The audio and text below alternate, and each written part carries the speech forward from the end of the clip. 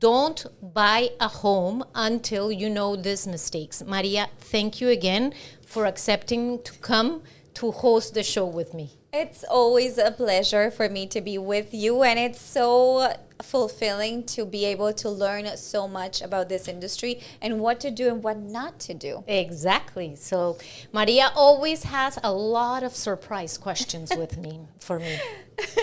Well, I have a few for this one as well, and I know that we are on your live, so feel free to comment your questions and have little points that'll make this episode a bit more interesting. Exactly. And talking about what to know and what are these mistakes about, and what are the most common mistakes buyers in Montreal make when they're purchasing their first home. Look, Maria, and this is a recurrent thing, and I see it with people that are now trying to resell the properties the properties that they bought for the first time, and it's that they rush into the process without understanding how it works. So they rush without, first of all, knowing what they can afford. Yes. Second, what neighborhoods they want to live in. That's so important. Yes, so important. I think that's one of the first steps that you need to know. It's where are you buying? Yes. But it's two main things I'm going to say. Okay. It's where are you buying and what is the financial analysis of the transaction. Oh, that's a good point. Yes. Okay. And we can talk a little bit more about it later, but one of the first things I ask people when I meet them for the first time that they want to purchase their first property is, tell me how much you're paying in rent. Are you happy where you're renting?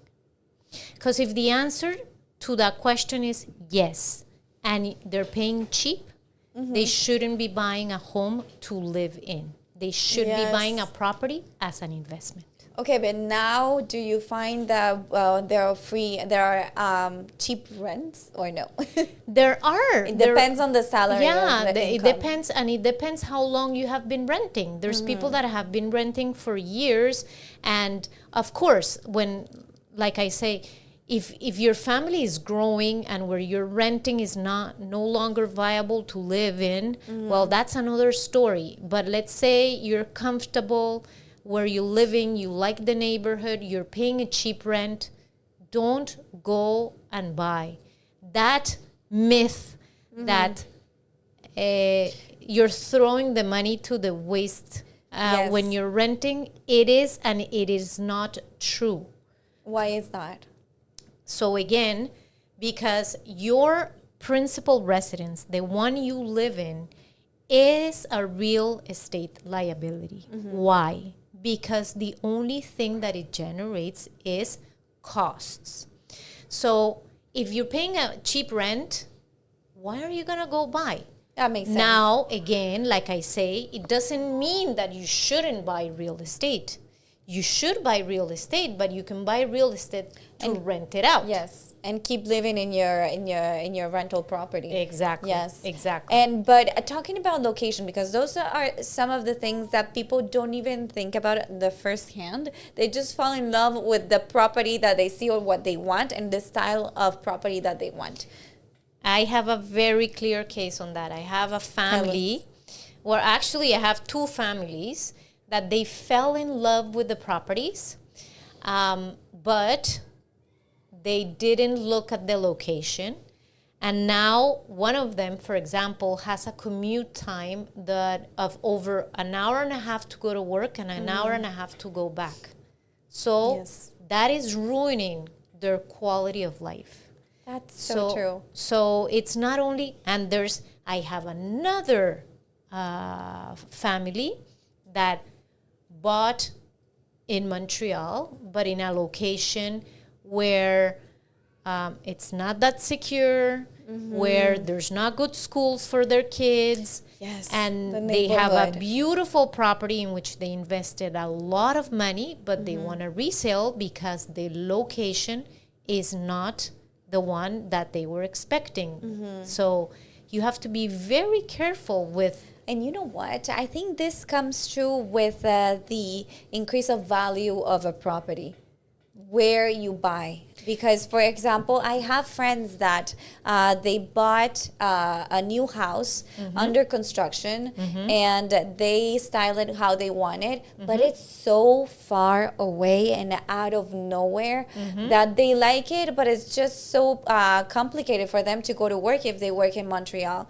Yeah. But and there are people, for example, like me, that I don't have the biggest castle, but I wanted to make sure that the property was closer to the city, even though it's not in the city, it's closer to the city, closer to a highway. So location is important because the two properties, they can be on the same price, but the value that they will take in, it will be so different. Totally. And the other thing that I always tell my clients is, you're in a neighborhood, never ever buy the nicest house on the neighborhood. Oh, really? Never buy the nicest. Always buy the ugliest. How?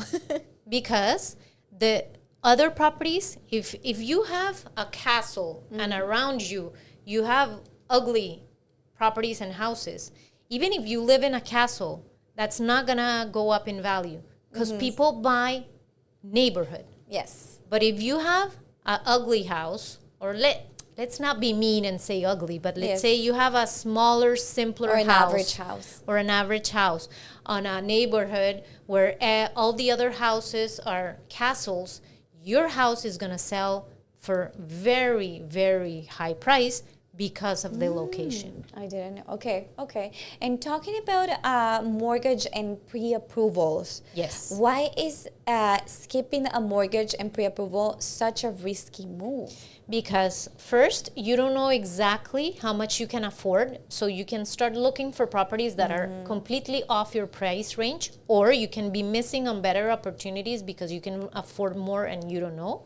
Yeah. Number two, once you put an offer, your offer might fail because it's not going to pass financing. And like I tell my buyers, I personally do not start shopping around with clients until they have a pre-approval. I did it in the past when I was a young broker, and I had offers that failed because of that. It was a waste of time for my clients, and it was a waste of time for me. And now, for example, if you want to send an offer, you need to send the pre-approval of your client so the seller of the property knows that your client is serious and that they can actually afford the property. But I didn't know this. People are actually skipping the pre-approval part. Oh, there's a still... Really? Because they don't know the process. Again, because you've bought a couple of properties, but a lot of people do it backwards. Okay. They start looking for the property without knowing how much they can afford. And it's not one. I have tons of cases of people, and I always tell them, no, we're going to first start by the pre-approval. Let's go back. And then we look for the properties. Yeah.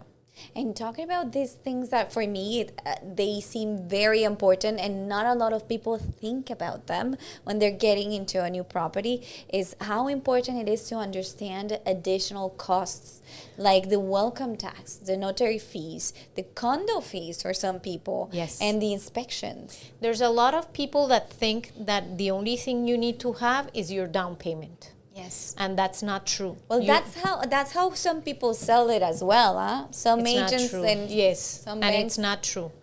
It's not true. And you need at least an additional 2% to cover what we call the closing costs. And what are the closing costs? So you're going to have the inspection. You're going to have your notary fees. You're going to have your welcome tax. So that is why you can, normally if you work with a mortgage broker, they are going to calculate this additional 2% that you need to have in your account apart from the down payment. But it's not only, when I do the first call and I start telling them, okay, it's not only your, let's say 5% if you buy a property under 500,000, it's this and this and this, and we make a list and we make calculations, it's an additional 2%, and you need to have it. If not, you're not going to get pre-approved. Oof. And talking about condo fees, because those are a bit surprising. You can have some extra cash for those condo fees, but condo fees are so high right now. Yes. And actually, I'm planning on doing one of the podcasts only about condominiums. Nice. Because there is the new law, which is Law 16, that passed not too long ago, and that has been updating how co-ownerships are being managed. So why are condo fees going up so much? Because now buildings or co-ownerships need to have what we call a contingency fund. They need to have a self-insurance fund. The self-insurance fund is the deductible of the insurance in case you need to use it. Now they also need to do a contingency fund study and asset management plan, meaning how much money you have to have for the repairs that are upcoming in the next 25 years. And the majority of the buildings or the majority of the co-ownership, because they wanted to keep the condo fees low, they don't have those funds. And they need to catch up. And now it's by law.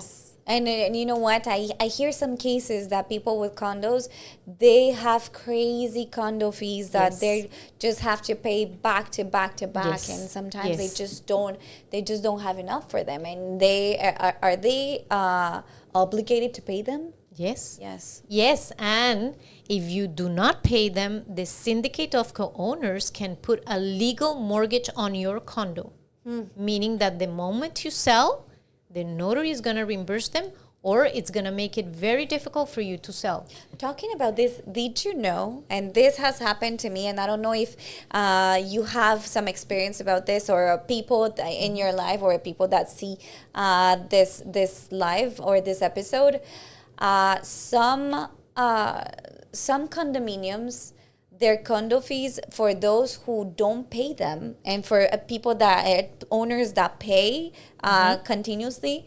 the what is it called, the syndicate? Yes, the syndicate. They seem to charge those who pay regularly the fees for those who aren't paying. Well, just because they need to cover that cut. Yeah. Well, when your co-ownership needs to function and you have recurring expenses, if there's people that are not paying, there might be special assessments to cover for that. Then the moment that they're able to recuperate the money from the co-owner that's not paying, they can probably give it back to the other ones. But yes, that is the big challenge when you're in a co-ownership. I would say that those are some of the headaches from condo owners. Yes, and that's why when you're going to buy a condo, it's very important to understand what you're buying. And it's very important to understand what documents to ask on a promise to purchase, how to revise those documents, what to look for.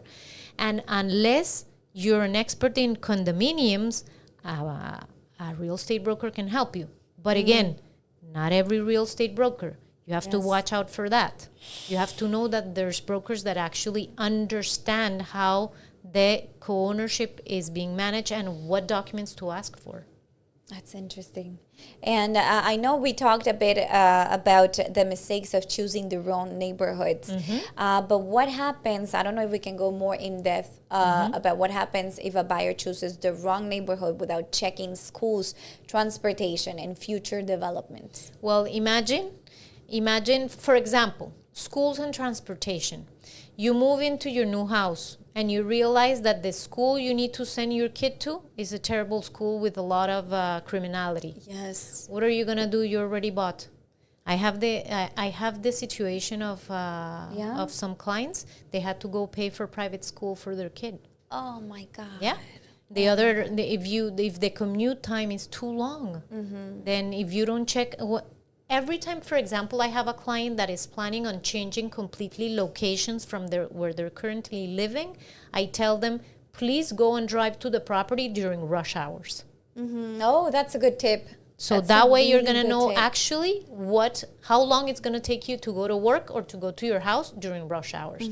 If you consider that the time you spend on the road convenient, then go for it. But that's a dilemma that a lot of people are having right now, because properties in the city, we're not gonna be lying to you guys. They're expensive, and they are getting expensive.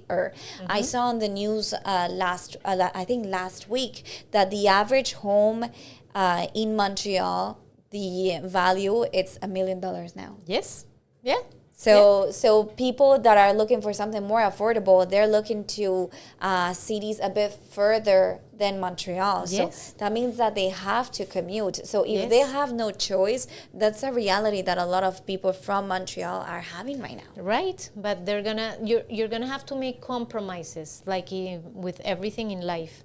But sometimes when you do that commute during rush hours before buying, and you realize it's gonna be unbearable, you probably decide that you can buy something smaller, or you can buy at a different location. So yeah, that might change. Yes. If you have 4 kids and you have no choice but to go further away, well, you just have to put it in your mind that you're going to have to drive for 1 hour, 2 hours, or 3 hours a day. And talking about future developments, because we have seen the cities grow, but how does it affect our choices on buying property? Well, look, that is another program that I want to do, and it's about buying new construction. Construction. Nice. So the more so depending on the areas in the island of Montreal, there's not a lot of land left to develop. So let's start with that.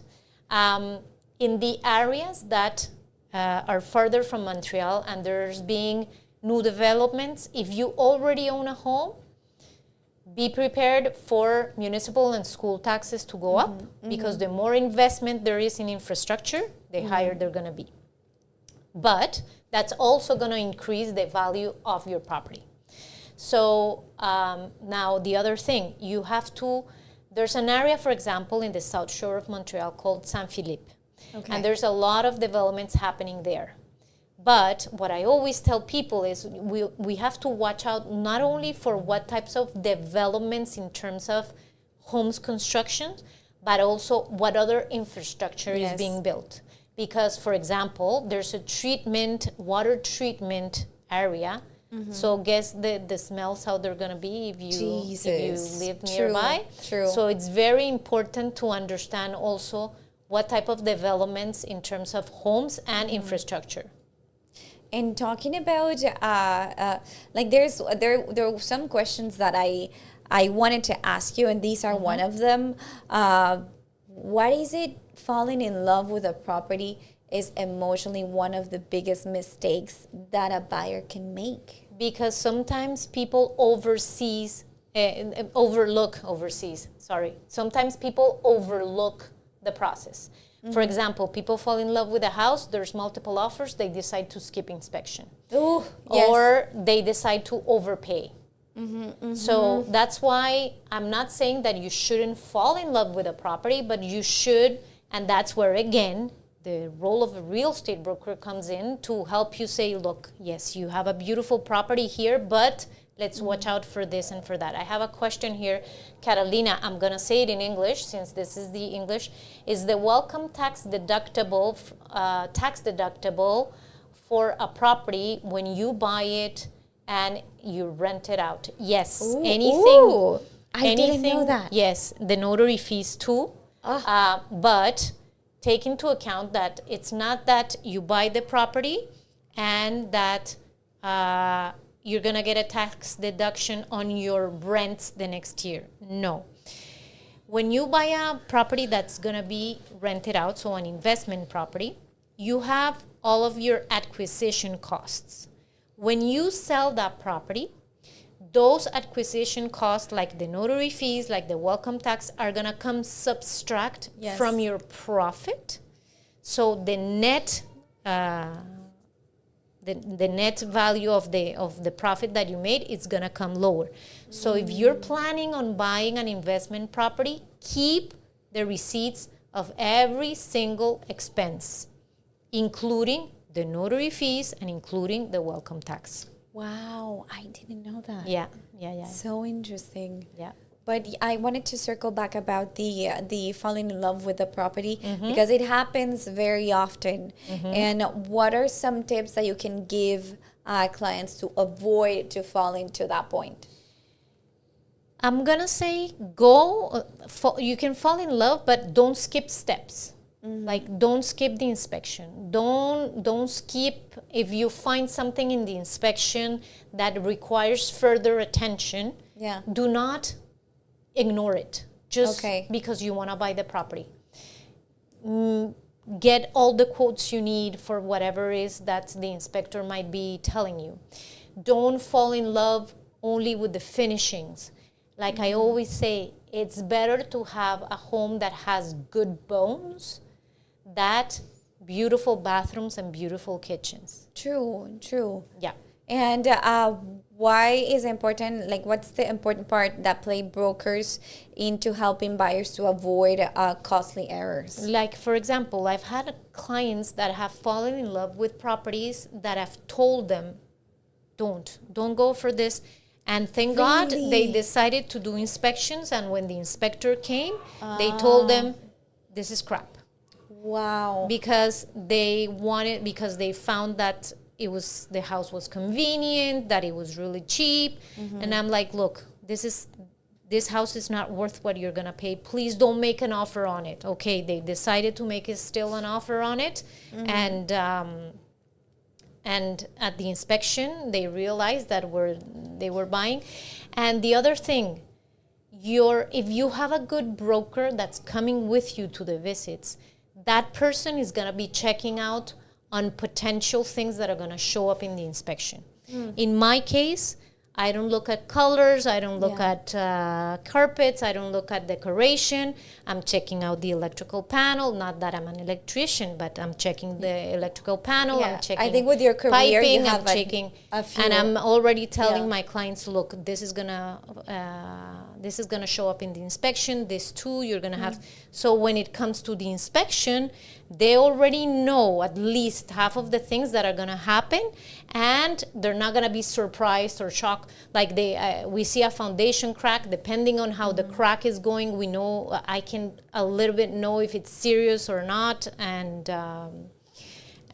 yeah. So I think it's so many things that you need to be careful with, that sometimes new buyers don't have the sense, don't have the same sensitivity that you guys have. Yes. So that's why, and I keep pushing it, some of your episodes, finding a good agent and a good broker, it's so important. I agree. And I've made many videos about if your broker is pushing you to get into a transaction and you don't feel like it's the right move, you probably shouldn't be working with that person. If a broker, after an inspection, and the inspector, well, mind you, the inspectors are always going to give you a huge list and tell you that there's a whole bunch of things to look out for. But if the inspector says to look for additional expertise and your broker is saying, nah, that doesn't matter, nah, that's not important, that's a red flag. Okay. That's a red flag. A broker should never be pushing for a closing until you feel comfortable. Of course, there's small maintenance things like, oh, you need to do the caulking around the bathtub and the sinks and that. That is not major. But if a broker tells you a foundation crack is not important, excuse me, even if we've been in the market or in the profession for 15 years, we're not structural engineers unless the broker is. And what about isolation?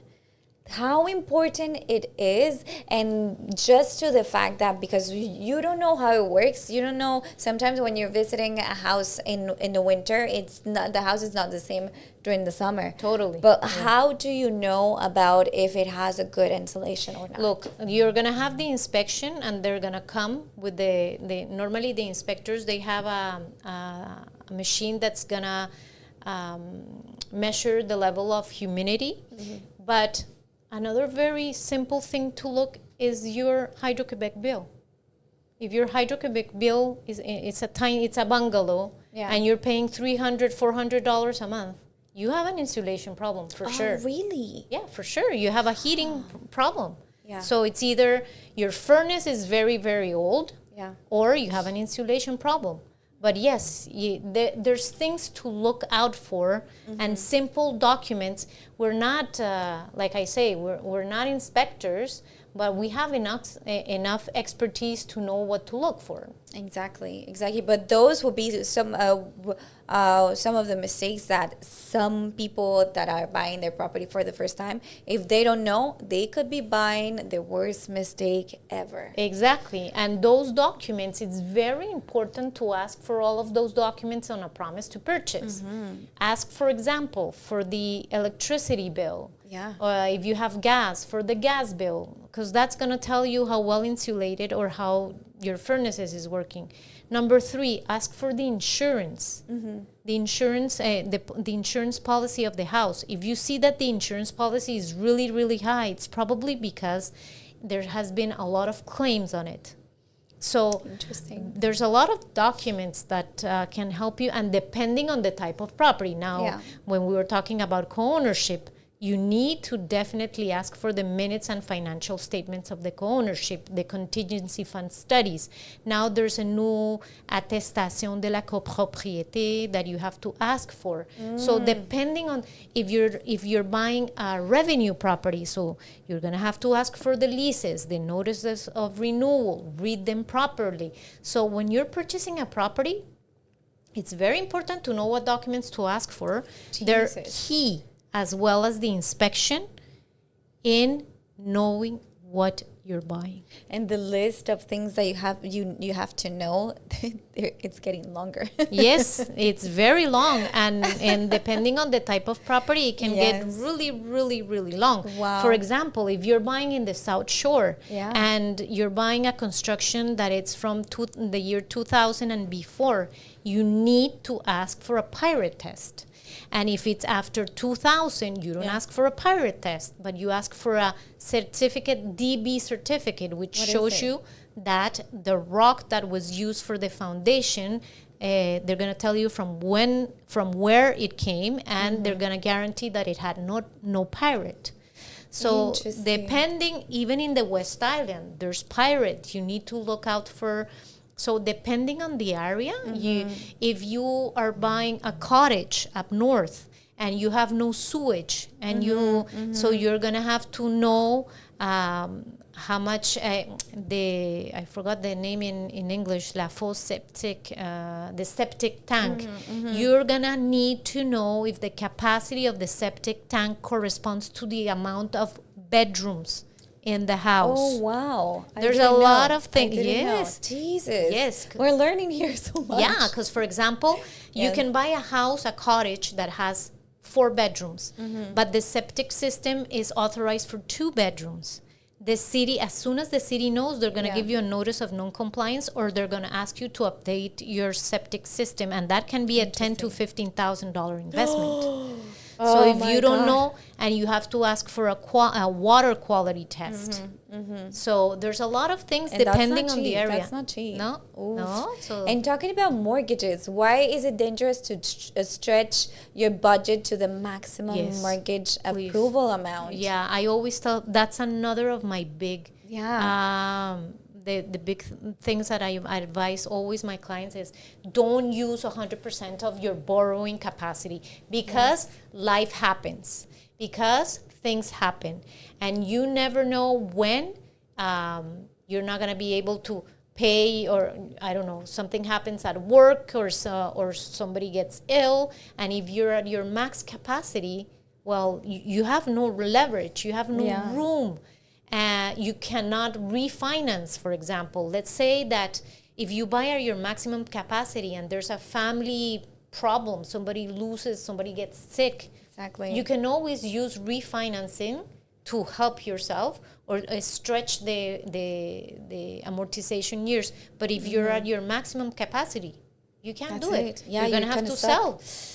Yes. And what should buyers know about co-ownership? I know we talk about it a little bit, but to go more in depth, like the co-ownership rules and contingency funds before buying a condo in Montreal. I'm going to tell you one thing. Law 16. look it up. The new one. It's gonna tell you what, and we're gonna do a whole episode about co-ownership, because it's complex, and it doesn't mean you shouldn't buy in a co-ownership. It just means you need to know what to look for. It means that you need to find a broker that knows about it. For example, I'm going to give you an example. If you're looking to buy a co-ownership and you're looking for a broker, there are certifications on co-ownership. There's one called copropriété. Look out for to see if your broker has it or not, because that means they have followed all the courses and all the updates of Law 16. Oh, good to know. Yeah. And if you could give, like to finish this beautiful episode, if you could give one piece of advice to anyone buying a home in Montreal, what would it be? I would say do not rush the process. I would say find advice. Ask questions. Catalina. Call me. Or even if you don't call me, call a broker. Text but me. do your due diligence. Yes. And look, the other thing that I always repeat is listen to what your family and friends have to say, but don't believe the urban myths. Ask somebody that knows. Because there's a lot of experts in real estate, the uncle, the sister, the cousin, I say, like, I go ask the people that go ask an inspector, go ask a mortgage broker, go ask a real estate broker, call a professional. Yes.